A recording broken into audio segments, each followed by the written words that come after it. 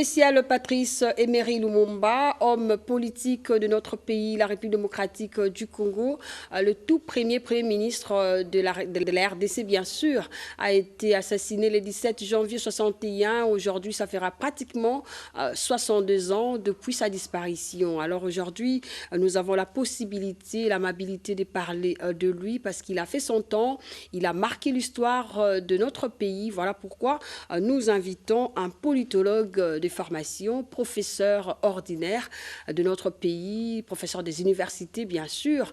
Il s'agit du professeur Mafeli Makambo, qui est aussi concepteur ou initiateur du concept RDC-RDCN, auteur de deux ouvrages. Il s'agit ici de l'insalubrité dans la ville-province de Kinshasa, aussi la fonction publique RDC-RDCN, à qui je dis bonjour. Bonjour, madame la journaliste. Comment vous allez? Je vais bien, merci. Et vous-même?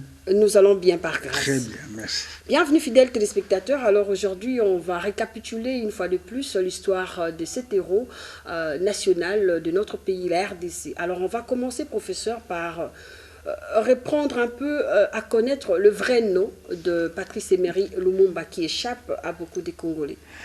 En effet, beaucoup de nos compatriotes connaissent seulement le nom de Lumumba Patrice. Son vrai nom de naissance est Elias Okitasombo. Voilà, en un mot. Elias Okitasombo. Il est né le 2 juillet 1925 à Analua, province dit Sankuru. Voilà en gros ce qu'on peut retenir de lui pour ce qui est de son vrai nom, de sa vraie source. Exactement. Okay. Et puis, à la suite, bon, il sera assassiné, bien sûr, le 17 janvier 1961. Vous venez déjà de l'indiquer, de le dire. Bon, près d'Elisabethville, actuelle ville de Lubumbashi, au Katanga, à l'âge de 35 ans. Il est mort jeune, hein, trop jeune même. Voilà. 35 ans il avait. Il est mort. Premier ministre, 35 ans. Notre tout premier ministre de notre pays, la RDC, il a laissé des empreintes indélébiles. Aujourd'hui, on parle de lui. À ne pas oublier également ses deux compagnons. Vous pouvez parler de Maurice Polo et aussi de Joseph Okito. Oui. Alors, il est mort tragique. Hein? Il n'est pas mort seul. Il avait ses camarades, ses amis, ses collaborateurs, en la personne de Joseph Okito et Maurice Mpolo, qui étaient donc ses vrais amis, lesquels étaient tués aussi les mêmes jours, et on n'a jamais retrouvé leur corps, les trois personnes, hein. Le corps n'a jamais été retrouvé, et puis leur corps était dissous dans l'acide sulfurique. Alors, on ne peut pas parler de Patrice Emery Lumumba sans pour autant immortaliser ses deux compagnons. Voilà un peu la question a été agencée à ces niveaux. Alors, parlons de Patrice Emery Lumumba. Qui fit exactement professeur Mafeli Makambo? Alors, Lumumba fit un homme politique, un homme d'État. Ok? Alors, je ne vais pas trop m'étendre là-dessus. L'homme avait un charisme. Il avait un talent d'orateur et puis persuasif.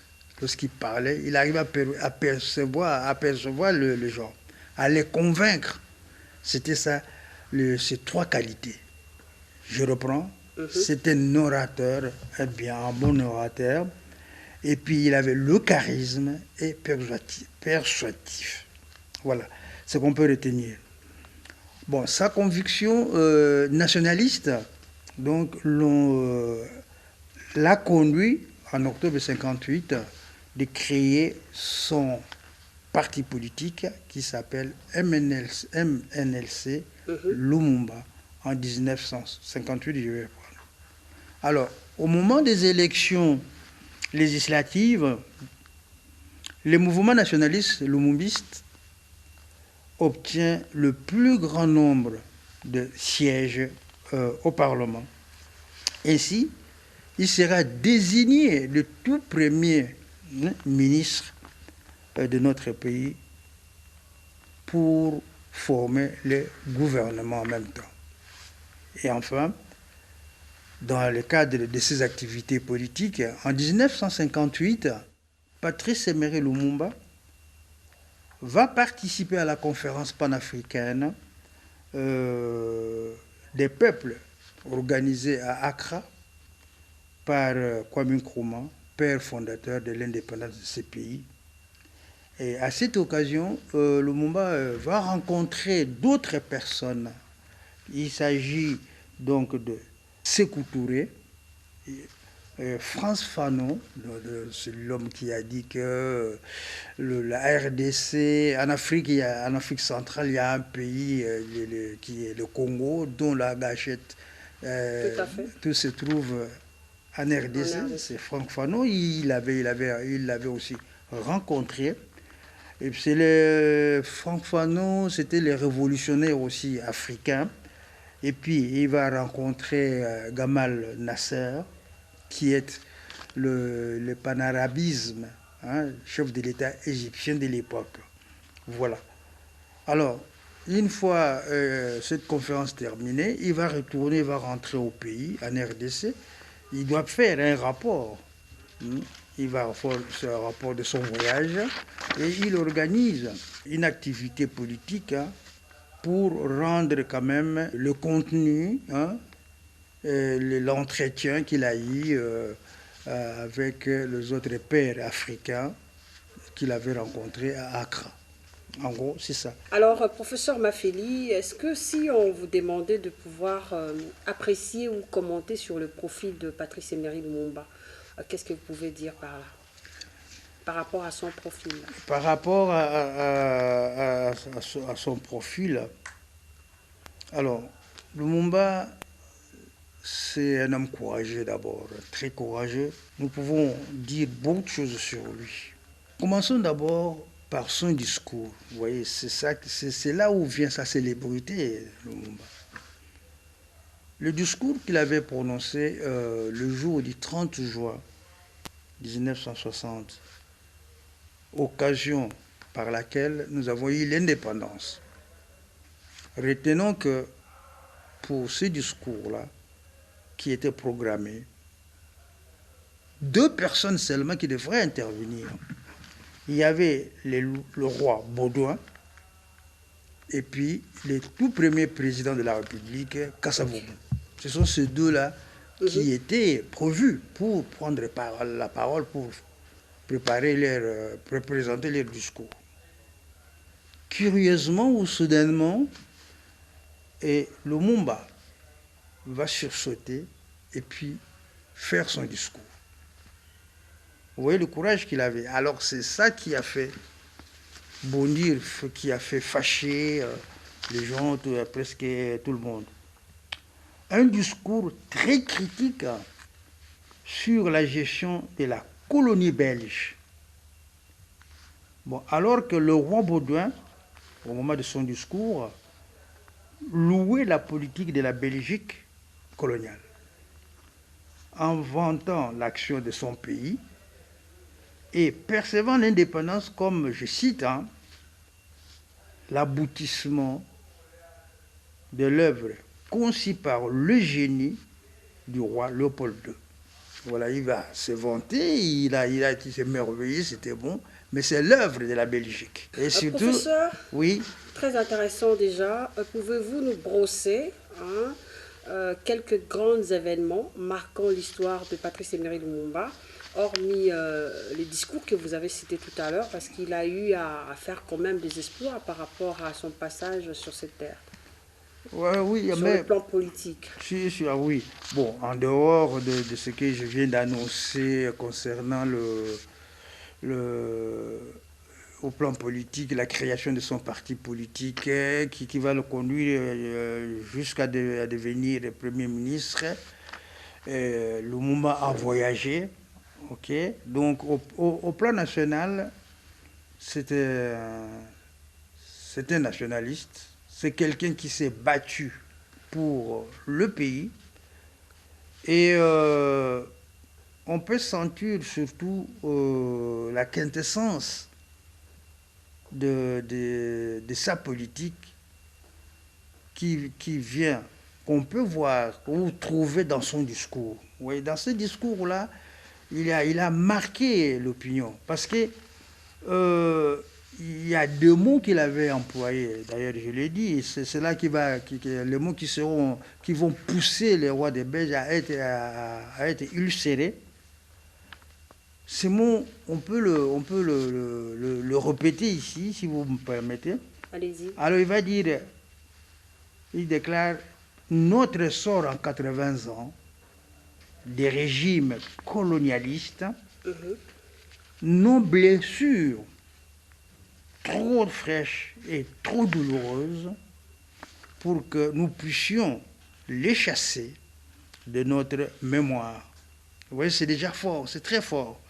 Et puis, cette indépendance du Congo proclamée aujourd'hui en accord avec la Belgique, pays ami avec qui nous traitons d'égal à égal, s'il vous plaît. Il qualifie les relations entre la RD et le Congo et la Belgique, ils sont maintenant au même niveau. Même point d'égalité. Point d'égalité. C'est-à-dire, on va traiter d'amis, pays. La Belgique, c'est un pays comme la RDC est année aussi. Alors, nous sommes égaux. Plus question de sujets ou d'esclaves ou des nègres. Plus question. Il ne veut plus en entendre parler. C'est-à-dire, nous traitons d'égal à égal. Et puis, avec la Belgique, il va dire pays ami avec qui nous traitons d'égal à égal et qu'aucun Congolais digne de ces noms ne pourra jamais oublier ce que a souffert pendant la colonisation. Et il est vrai que notre pays, nos ancêtres et tout cela ont payé un lourd tribut pour en arriver là. Ils en ont souffert. Nous avons connu l'esclavage. Vous voyez, sous Léopold II, on a amputé les membres, les bras, les jambes de nos ancêtres et tout cela. Et à cause de nos richesses, vous voyez, donc nous avons énormément souffert. Et ça, Lumumba ne voulait pas en entendre parler. Alors, nous allons encore évoquer un aspect qui va frapper encore Lumumba. Il va être invité, non seulement lui, au même moment, ce qu'on a appelé les évolués, lors du passage du roi Baudouin ici à Kinshasa. Sur son invitation, il va dire à ses membres, ce qu'on appelait à l'époque les évolués, d'aller assister à l'Expo 57 en Belgique. Alors, mais au moment où on exposait toutes ces photos, ces images et tout cela qu'on transmet, mais l'homme congolais était mal présenté. Et ça n'avait pas plu à Lumumba. C'est complètement dénigré. Un nègre, il n'a pas digéré cela. Il était très, très, très fâché, mécontent. Et ça aussi, c'est un acte qui a fait de Lumumba, il a prouvé son nationalisme, il a prouvé son amour qu'il avait envers son peuple. Et sa participation aussi à la table ronde. Vous savez que... C'est parmi ses triomphes, en fait. Oui. À la table ronde, vous savez, lui n'était pas encore là. Le monde était encore au pays. Alors, le Congolais qui était présent pour participer à cet événement, à cet événement politique, événement historique, le moment n'était pas encore là, ils ont dit, nous n'allons pas nous réunir aussi longtemps Lumumba n'est pas là. Il fallait attendre l'arrivée de Lumumba. Ça aussi, ça prouve qu'il avait du poids politique. Il avait quelque chose. Sa présence, leadership, oui. Sa présence était quasiment plus que nécessaire. Oui. Alors, c'est ce qui faisait toujours de lui, comme nous venons de dire, un leadership, un meneur d'hommes politique pour le pays. Voilà. Alors, il n'avait pas que seulement d'amis, il avait aussi des gens qui l'aimaient pas, plus particulièrement la Belgique. Hmm.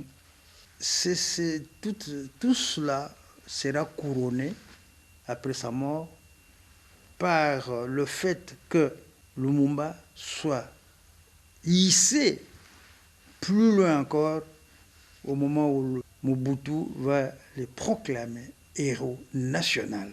Nous parlons de notre héros national Patrice Emery Lumumba. Sinon, professeur, on peut rester un tout petit peu dans la pensée de Patrice Emery Lumumba sur le plan politique. Oui. Si vous pouvez nous éclairer là-dessus. Sur le plan politique, Lumumba, c'était un unitariste. C'est-à-dire, lui s'est battu pour l'unité de la RDC. Nous assistons à ce moment-là, il y avait des tendances. Kasavubu était beaucoup plus, bon, je dirais pas séparatiste, mais il était fédéraliste. Ça, okay. Ça, la pensée politique de Kasavubu, séparatiste. Fédéraliste, j'allais dire, mais j'aime pas le terme séparatiste parce que ça fait c'est un peu trop fort hein, pour l'homme politique comme lui. Et les tout premiers présidents de la République à qui j'ai beaucoup de respect, j'aime beaucoup parce qu'il était un homme très humble, tout ça. Et Lumumba était unitariste, c'est-à-dire qu'il voulait l'unité de la RDC. Et c'est grâce à lui que nous avons eu l'indépendance, mais alors un Congo uni. Et d'ailleurs, vous verrez, à l'arrivée de Mobutu aux affaires, au pouvoir, il va suivre la même philosophie, la même politique, hein, faisant de la RDC ou d'Isaïe un État uni. Tata Bou Moko, Maman Bou Moko, Mboka Bou Moko, les Zaïre. Vous voyez? Alors, ça, c'est vraiment l'œuvre de Lumumba. On peut dire que Patrice Emery Lumumba avait atteint la perfection. Il avait atteint la perfection. C'était un homme vraiment, je peux dire, 100% bien. Perfection, c'est trop dire, hein, parce qu'on n'est pas parfait. On a des défauts, on a des qualités, des défauts, comme en tant qu'homme. Mais Lumumba était un homme politique, quelqu'un qui aimait le pays et son peuple. Ça, je peux le dire que il fallait l'accepter, il fallait l'honorer. Hein. Et dommage qu'il est resté perfection, c'est trop dit, parce qu'il est resté il a fait 75 jours seulement aux affaires, 75 jours. Deux jours de son arrestation jusqu'à l'assassinat, de son assassinat, il n'a fait que 75 jours. Et bon, s'il avait fait 2 ans, 3 ans, 4 ans, 5 ans, là je pouvais dire que ouais, ça aurait été mieux. Ça aurait été mieux peut-être, je ne sais pas qui. À quel niveau? Bon, est-ce que ça aurait été mieux? Est-ce qu'on aurait assisté à on aurait devant nous Lumumba changé par les faits politiques tant nationaux qu'internationaux. Vous savez, en politique, ce sont les enjeux, ce sont le problème, les faits politiques. Hein, la politologie, c'est ça. Et lorsqu'il est face à une politologie très compliquée, tout cela, l'homme change. Hein, s'il était un démocrate, un républicain, tout cela, à la suite des événements, des faits politico-socio-économiques du moment, il peut changer, on ne sait pas. Hein? Alors, je peux l'imaginer qu'il allait être un très bon président s'il aurait fait au moins plus de 5 ans hein, au pouvoir. Le funérail de Patrice Emery Lumumba a été tant entendu par les Congolais. Alors la Belgique a eu à libérer la relique de Patrice Emery Lumumba, c'était en 2021, l'année dernière. Quelle est votre analyse? C'était grâce au président de la République, Félix-Antoine Tshisekedi Tshilombo. Il faut remonter l'histoire. Vous voyez, il y a toute une histoire pour le corps de Lumumba, hein, les rapatriements de la relique de Lumumba ici en RDC. De quoi il s'agit? Avant de parler des funérailles qui sont de nature une cérémonie solennelle organisée en l'honneur d'un homme qui est mort, n'est-ce pas? Mais or, pour le cas d'espèce, nous ne pouvons pas... La situation est tout à fait différente. Sinon compliquée, du moins difficile, parce qu'il s'agit, au contraire, de la mort tragique et non élucidée du premier ministre de la RDC. Donc père de l'indépendance. Pourquoi j'ai dit cela? Ces derniers étaient donc assassinés sans que son corps, je dis bien ça, que son corps n'ait été trouvé. C'est l'indice, c'est ça, c'est là le point du départ. C'est l'indice vient de la personne qui aurait fait disparaître le corps. Les Belges, c'est un Belge qui s'appelle Gérard, on s'appelle parce qu'il doit être mort aujourd'hui, Gérard Soet, qui détenait des dents censées être celles de Patrice Lumumba. Il avait les dents de Lumumba. Bon, censées être les dents de Lumumba, vous voyez, c'est bien dit. Alors, pour ce qui est maintenant du conflit, du litige ou du contentieux du corps de Lumumba, et surtout qu'on tenait à ce que cette relique revienne au pays, parce qu'on devrait l'enterrer par sa famille, ses enfants. Qu'est-ce qui s'est passé? Après de nombreuses démarches effectuées par la famille, et sans oublier, vous savez, il y a ce qu'on appelle ici la fondation Lumumba, hein, qui est là, avait aussi conjugué énormément d'efforts. Vous avez mis la main dans la pâte. Voilà. C'est une fondation qui est entre les mains de mon ami qui est Michel Kitoko, qui en est le responsable. Bon, en 2002, des excuses d'abord officielles hein, étaient présentées, et lesquelles excuses étaient présentées par le gouvernement, les autorités belges, et lesquelles excuses seront réitérées par le Premier ministre belge en la personne d'Alexandre De Croo.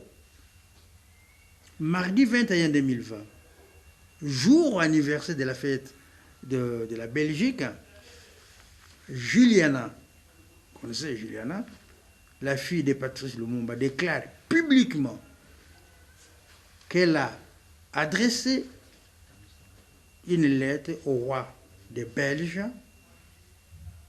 pour que son pays, la Belgique, restitue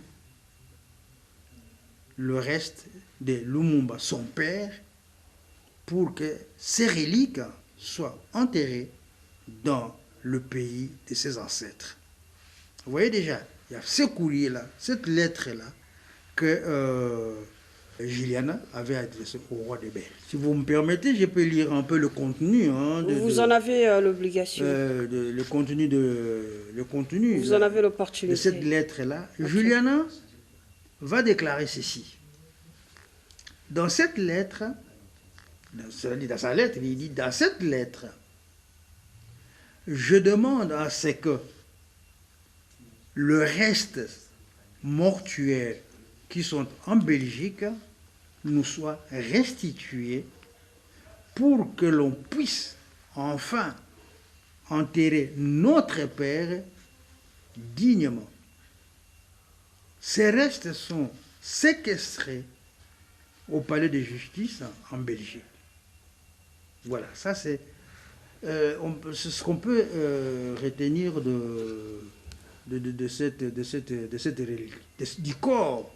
Vous voyez, l'histoire remonte de très loin par un combat, j'appellerais ça combat, parce que les enfants de Lumumba s'étaient investis lorsqu'ils avaient appris que d'ailleurs il y aura les dents de leur papa qui doit se trouver quelque part, hein, détenu par un Belge et tout cela. Ils ont tout fait, ils ont pesé de leur poids pour qu'ils entrent, pour que la famille Lumumba entre en possession de cette relique.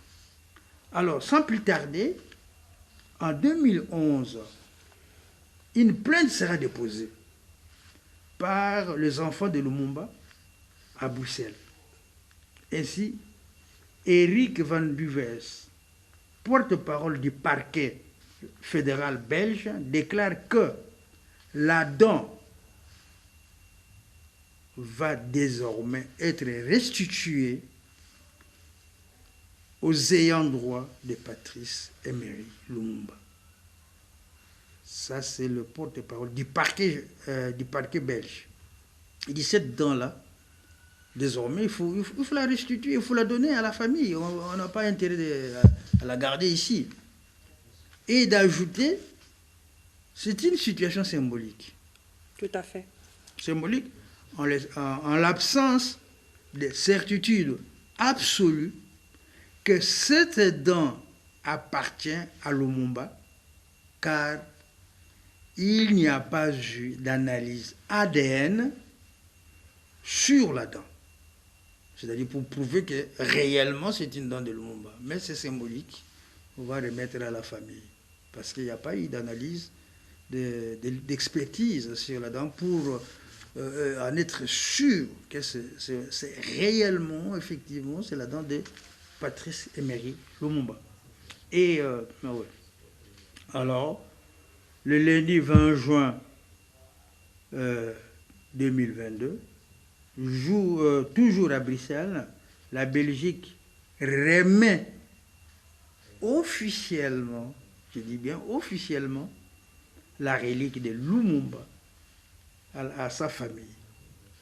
En présence des délégations rdéchiennes conduites par le premier ministre Sama Lukonde et les officiels belges. Bon, avant la cérémonie, le roi va d'abord recevoir la famille au palais royal belge.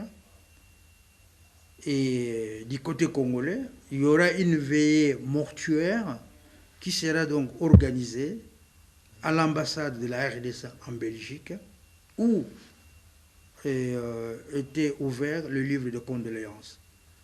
Des honneurs militaires étaient donc à l'ordre du jour, avant le décollage du corps de la relique jusqu'ici. Alors, le 21 juin de la même année, la dépouille mortuaire arrive à l'aéroport international de Njili, à bord de l'Airbus décoré à l'effigie de Patrice Emery Lumumba. Et aussitôt arrivé, quelques heures après, la relique sera encheminée à Lumumba-Ville. La relique va passer à Lumumba-Ville. Tout à fait. C'est-à-dire qu'on a lu dans la province du Sankuru, sa terre natale, et puis une autre petite escale à Kisangani, son fief politique. C'est seulement après que le corps va revenir, la relique de Lumumba sera donc exposée au Palais du Peuple le 27 juin.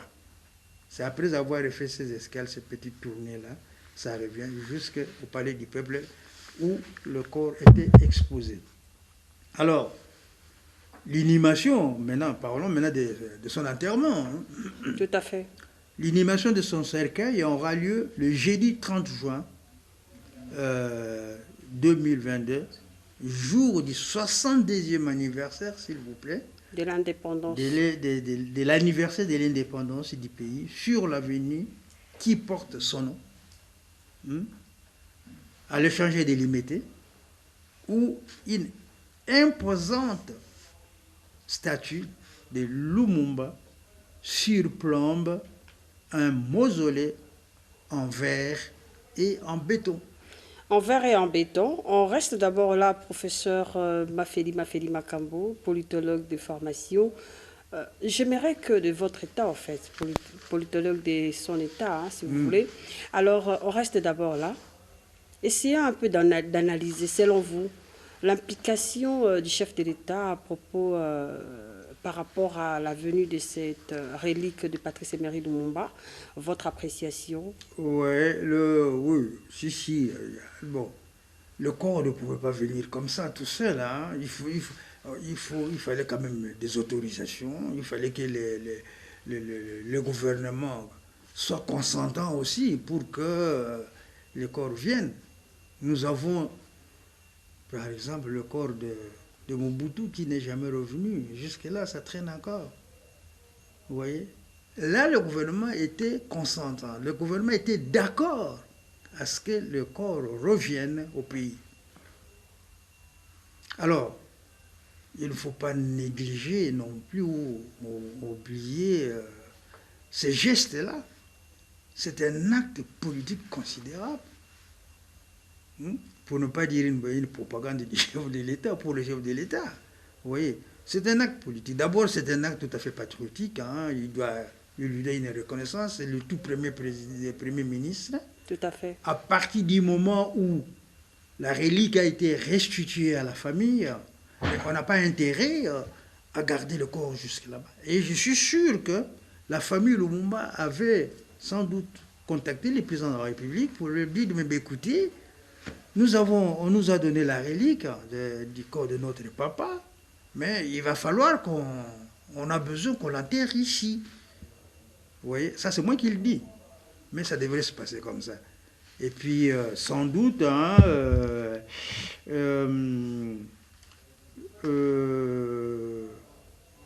le président ou le gouvernement s'était investi. Ok.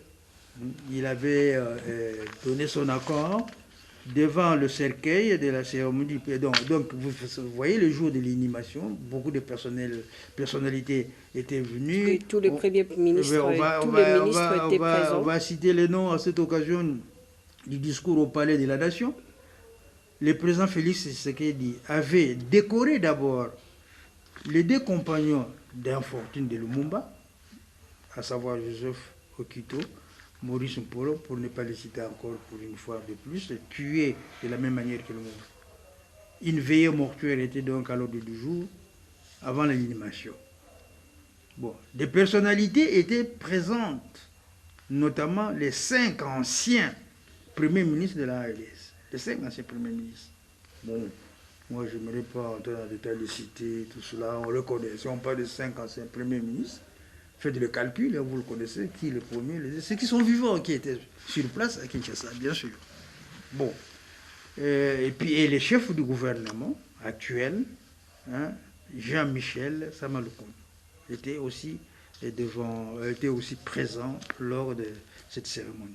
Devant le cercueil, lors de la cérémonie solennelle, le président de la République avait pris la parole en déclarant, je vais maintenant citer parce que Félix Tshisekedi va dire un petit mot, il va faire un petit briefing, là, un speech. Exactement. Alors, qu'est-ce qu'il dit? Je vous remercie, ça c'est lui qui dit, hein, je cite, hein, Monsieur le premier ministre du Congo indépendant, notre héros national, avait-il déclaré après avoir salué, il va saluer donc la lutte sans merci contre le colonialisme. Ça c'est le propos du président. Le combat pour la liberté et l'indépendance menée. Il conclut son speech en disant que la terre de nos ancêtres vous soit douce et légère. Fin de citation. Alors nous allons continuer progressivement pour achever, n'est-ce pas, la course de Patrice Emery Lumumba par rapport à la relique qui a été remise en République démocratique du Congo. Il a été, en fait, le terre de ses ancêtres et honoré aujourd'hui. Vous pouvez nous donner la suite, hein, étant politologue. La suite, bon, il appartient aux autorités de capitaliser cet événement. Et comment on va le fructifier, comment on va manœuvrer tout autour de ces rapatriements du corps de la Belgique jusqu'ici chez nous, les gestes, l'acte posé par le gouvernement, tout cela, ça profite beaucoup plus au chef de l'État. Et il appartient à lui.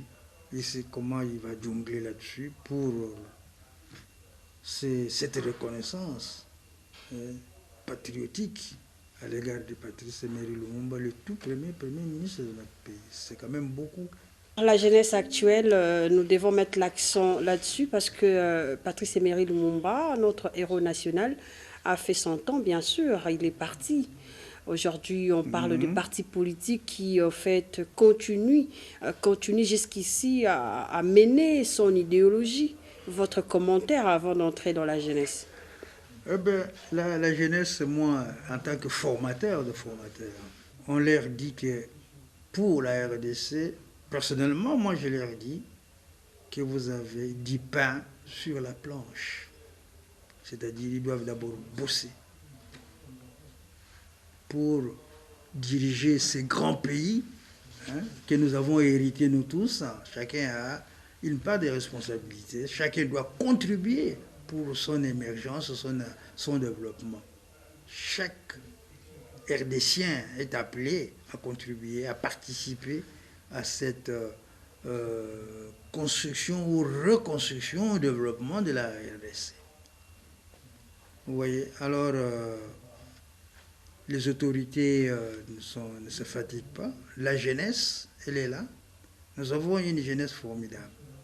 Moi, je suis souvent en contact d'eux. Une jeunesse formidable, mais seulement il y a un problème. À quel niveau? Ah ben, sociopolitique, vous voyez. Il n'y a pas de bourse pour nos étudiants, nos jeunes. Vous voyez l'enseignement gratuit dans le primaire ou le secondaire, le primaire surtout, il semblerait que bon, ben, c'est pas effectif. C'est vraiment un peu éparse. Tantôt, il y a ceux qui pratiquent cela, les uns pratiquent, les autres non, parce qu'il faut des moyens. D'accord? Mais or, nous devons avoir une jeunesse bien outillée, intellectuellement, bien organisée, bien formée. Vous voyez? Mais il y a des efforts, parce qu'aujourd'hui, pour ce qui concerne l'enseignement universitaire et des institutions supérieures, ça a changé. Nous sommes dans le système LMD. Tout à fait. Ce qui est formidable, parce que je suis un des contributeurs de ce système. Notre université m'avait désigné pour quand même participer ou représenter à ce système de LMD. Et c'est ça l'effort que le gouvernement est en train de conjuguer pour former la jeunesse. Ah d'accord. Vous avez échappé à ma question. La question était celle de savoir par rapport à cette prolifération des partis politiques liés à l'idéologie de Patrice Emery Lumumba. Votre analyse? C'est l'analyse, pour moi, je suis un peu estomaqué. Je dirais, je suis même vexé de voir une multiplication, un chapelet de partis politiques en RDC. Aujourd'hui, ils sont combien? Peut-être au-delà de à peu près, ça voisine 500 partis politiques. Ça reste à désirer, en fait. Ouais, 500 mais moi, en tant que politologue, lorsque j'apprends qu'il y a à peu près 500 partis politiques, c'est-à-dire qu'il y a 500 candidats présidents de la République. Parce qu'à quoi sert un parti politique? Un parti politique, si vous avez un parti, vous êtes président d'un parti politique, c'est de conquérir le pouvoir. Alors, nous avons 500 candidats présidents de la République, ceux qui ambitionnent de devenir président de la République. Donc, ils sont au moins 500. C'est regrettable. Or, il n'y a qu'un seul siège pour le président de la République. Il n'y en a qu'un seul. Alors, les 500, ça affaiblit la démocratie. Ah oui, ça affaiblit la légitimité des personnes qui seront élues.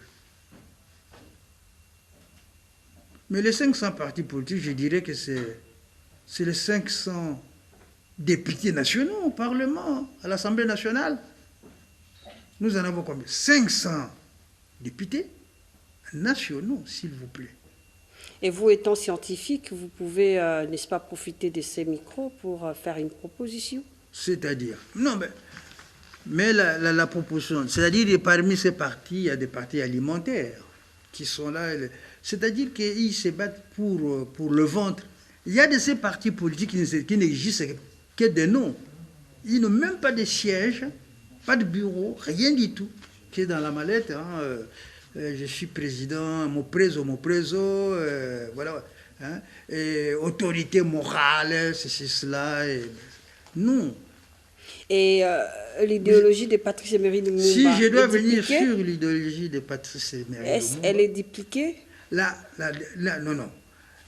D'abord, lui était pour l'unité du pays, pour la démocratie, les libertés, on est d'accord, et la justice, n'est-ce pas, la répartition équitable des richesses du pays, n'est-ce pas, une bonne gestion, ça c'était sa politique, il fallait bien gérer les richesses et les répartir à la population. Chacun trouvera son compte. Mais aujourd'hui, c'est la galère. C'est malheureux aujourd'hui. Pas d'eau, pas de route, pas d'électricité. On est d'accord? Les sociales, n'en parlons pas. C'est-à-dire que même la rémunération, la paye des personnels. Prenons le cas des professeurs d'université, des médecins, des avocats, hein, des enseignants, en primaire, en secondaire, ce qui traîne encore beaucoup, on dirait. Mais aujourd'hui, vous voyez,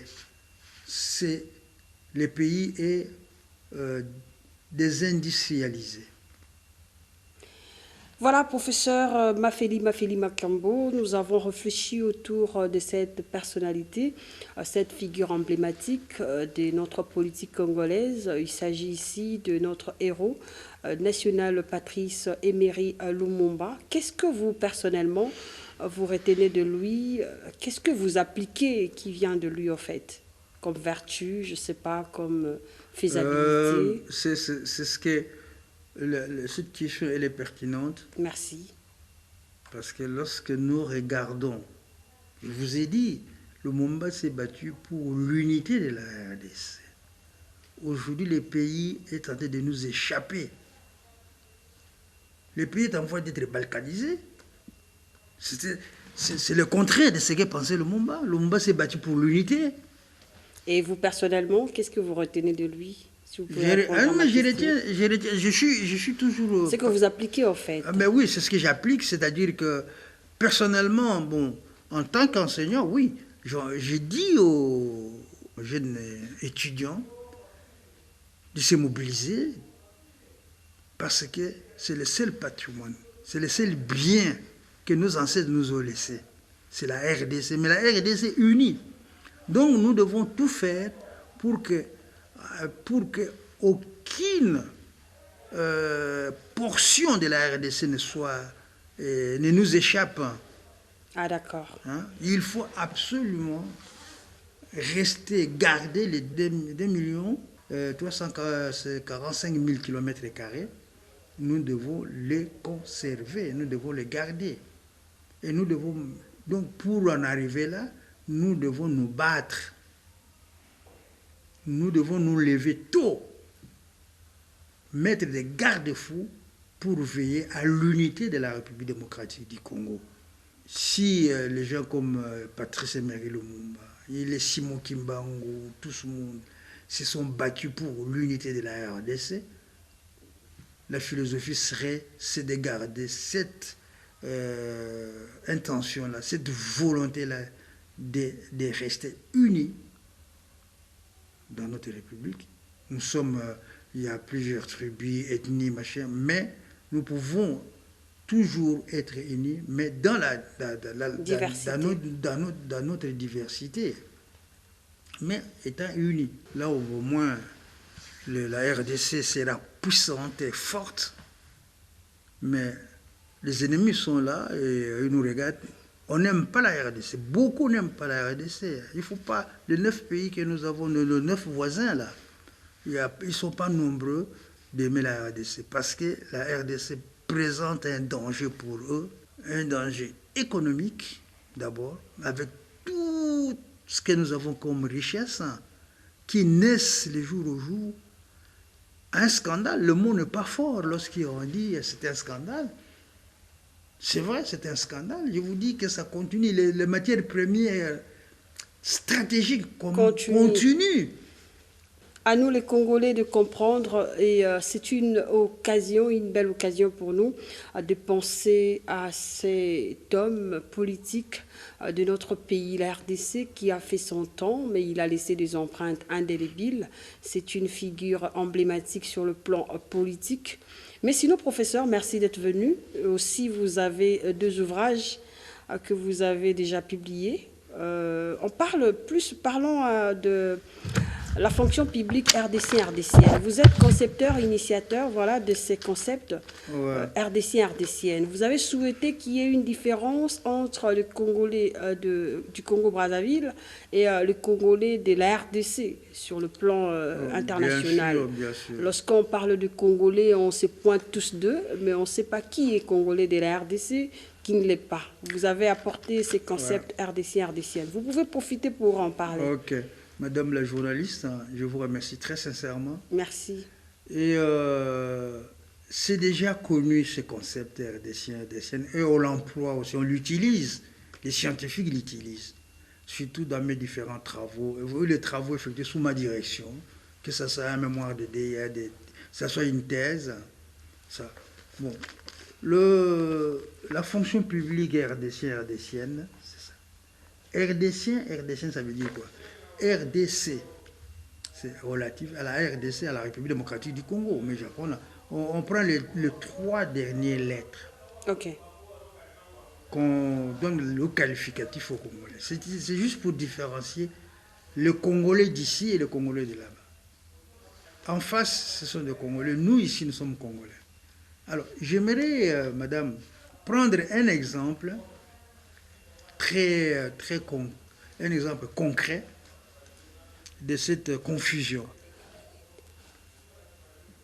Nous sommes là, nous deux, nous sommes en train de causer.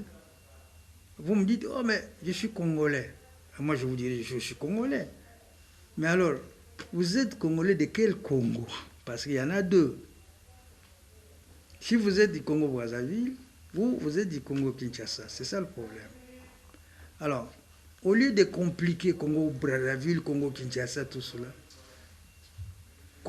les Congolais d'en face, on peut les appeler, on peut les garder cette connotation, ces connotations, ces qualificatifs. Moi j'ai eu l'idée pour couper court. J'ai eu l'idée, j'ai été inspiré, c'est une inspiration qui m'est venue de prendre RDC et ajouter IEN, RDCien, au féminin, ça devient RDCienne, juste pour éviter cette confusion. Prenons l'exemple maintenant. En 2009, il y a eu une campagne électorale au Congo-Brazzaville. Sassou Nguesso avait écrit sur les t-shirts et les pagnes. Il dit « Je suis le président de tous les Congolais. » Point. Non, mais je reprends. C'est là que vous avez Sassou inspiré. Nguesso écrit sur les pagnes et les t-shirts « Je suis le président de tous les Congolais. » On est d'accord? Congolais là-bas, Congolais ici. Sassou Nguesso. Pas du tout. Et notre président aussi. Non, il fallait maintenant dissocier. Voilà. C'est pourquoi l'idée m'est venue. Surtout, l'idée m'est venue avant, mais j'ai martelé là-dessus. Il m'a dit non, il faut appliquer ça nous c'est rien que ces qualificatifs-là. Si vous dites je suis de Congo-Kinshasa, c'est bon. Je suis Congolais, Congo-Kinshasa, Congo-Kinshasa, Congo-Brazzaville, ça se différencie. Là, y a pas. Mais Congolais, je suis Congolais comme ça, tout court. En tout cas, jusque-là, le message n'est pas passé. Parce qu'en communication, hein, il y a, il y a des feedback. canaux, il y a un échange. Si vous dites, je suis congolais, Stimulus réaction. et puis on vous pose la question de savoir, ah mais tiens, mais vous êtes de quel Congo? Surtout à l'étranger. Lorsque vous êtes aux États-Unis, en France et partout, si vous dites que vous êtes congolais, on vous pose la question en causant, vous êtes de quel Congo? Le message n'est pas passé. Ok. Il faut dire RDC. RDC, là ça passe. RDC relatif à la RDC. C'était un plaisir de vous recevoir, professeur Mafeli Makambo, dans cette émission spéciale Patrice Emery Lumumba. Votre message pour terminer à propos de Patrice Emery Lumumba aujourd'hui, 70 ans après. Non, ben, c'est-à-dire que nous, surtout j'aimerais m'adresser aux jeunes, parce qu'eux au moins ils ont encore de l'avenir, hein, ils ont encore l'âge pour pouvoir bien travailler. Mais la jeunesse, c'est l'état d'esprit, professeur. Mais non, parlez de l'âge de jeunes. Non, mais ils ont encore le temps de pouvoir travailler et puis diriger ces pays. Et surtout que le président de la République cherche des millionnaires jeunes RDCiens, RDCiennes. Alors, maintenant, ce que je dirais, c'est surtout aux jeunes hein, de bien se préparer pour gérer la RDC. On est d'accord? Alors, ce que je dirais d'autre aussi, que le pouvoir, les autorités, le pouvoir public mettent le moyen. Hein, que le pouvoir public lutte contre tout ce qu'il y a comme anti-valeur. Ouais. Il faut, je dirais, il faut renverser l'échelle de valeur. Ça, j'ai prévu quelque chose. Parce que vous savez, dans un pays, c'est l'homme qui façonne le pays. C'est l'homme qui crée, c'est l'homme qui invente. Alors, l'inversion de valeur sera quoi? Il faut que là où il y a des pratiques tout à fait critiquables, on peut le faire. Donc, il y a au final, ce qu'il faudra lutter contre, donc de nombreuses antivaleurs, l'impunité formalisée, il y a la corruption institutionnalisée, il y a les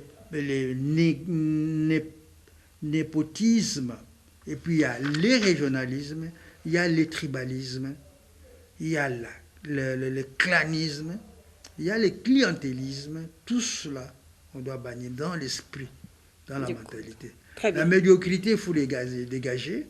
Il faut avoir des compétences, des prérequis. Hein. Donc, la méritocratie. La méritocratie voilà. Pour diriger la RDC. Très bien, vous m'avez aidé là, c'est bon. Je vous remercie, professeur Mafeli Makambo, d'être le nôtre dans ces spéciales Patrice Emery Lumumba pour brosser en quelques lignes ce qu'a été Lumumba et ce que vous voulez, voilà, pour que les jeunes Congolais puissent, n'est-ce pas, enquérir, afin de rendre ces beaux pays très excellents et puis épanouis, émerveilleux, voilà, et émergents. Voilà. Fidèles téléspectateurs, c'est par ici que nous mettons un terme à notre échange aujourd'hui par rapport à cette émission spéciale Patrice Emery Lumumba. Je vous dis merci de votre attention soutenue. Merci à la grande équipe. Merci à vous, chers Congolais de la République démocratique du Congo, RDC, RDCienne. Au revoir.